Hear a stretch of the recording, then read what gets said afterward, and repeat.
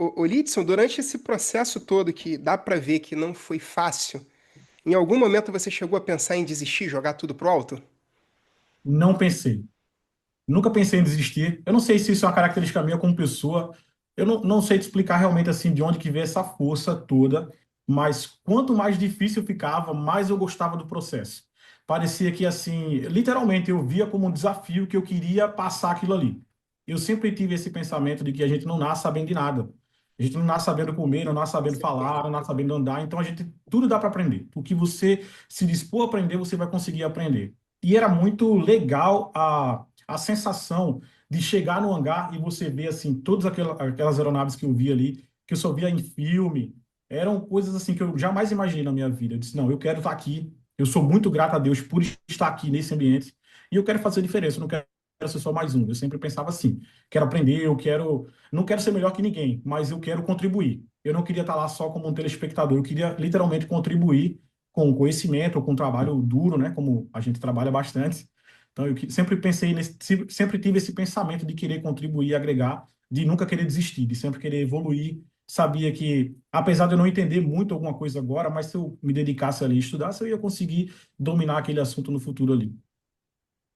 E nesse momento que você passou aí, nessa transição, teve algum momento que foi aquele mais difícil que você sentiu, falou, cara, esse aqui tá me apertando, eu tenho que dar um jeito, eu tenho que mudar, eu tenho que procurar uma outra solução. Teve algum momento assim?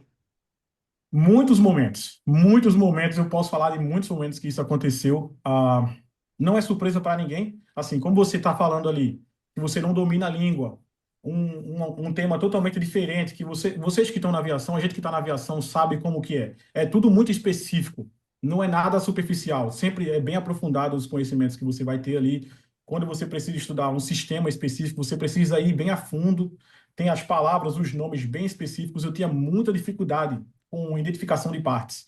Pessoal, a gente sempre tinha que dar aula. É uma coisa que tem muito no exército americano. Assim, por exemplo, a gente está aqui conversando, o nosso grupo aqui, aí eu falava para você vai me dar uma aula amanhã sobre o sistema de combustível da aeronave. E você se liga para preparar, e você vai dar uma aula para todo mundo. Aí eu olhava para o outro, você vai dar uma aula sobre carga.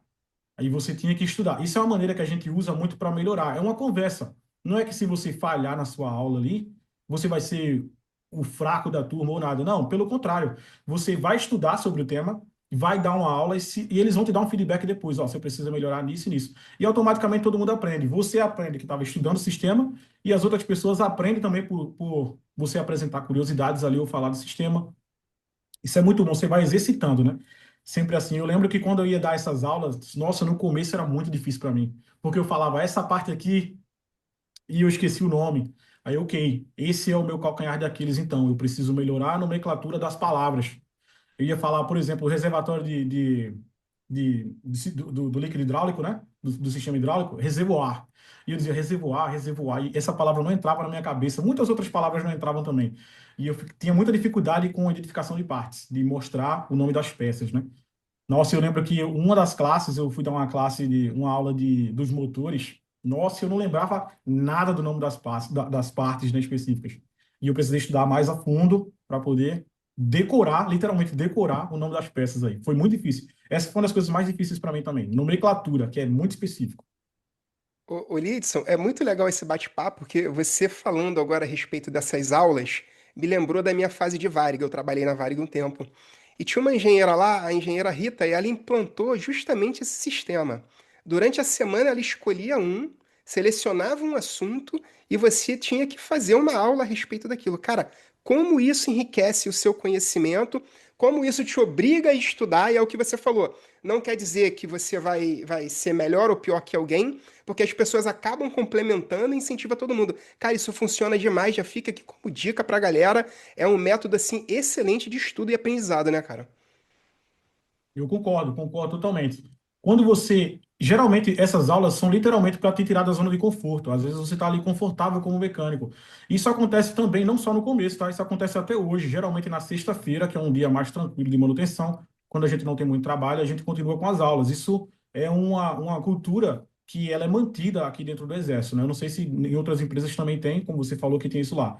Isso é muito bom, até porque eu já vi muitas pessoas que tinham 2, 3, 4, 5 anos de experiência, mas por não estar trabalhando muito com aquele sistema específico ou trabalhando focado em outra área, às vezes esquecia de partes, esquecia das limitações. A gente trabalha muito com limitação, né? Limitação de temperatura, limitação de pressão.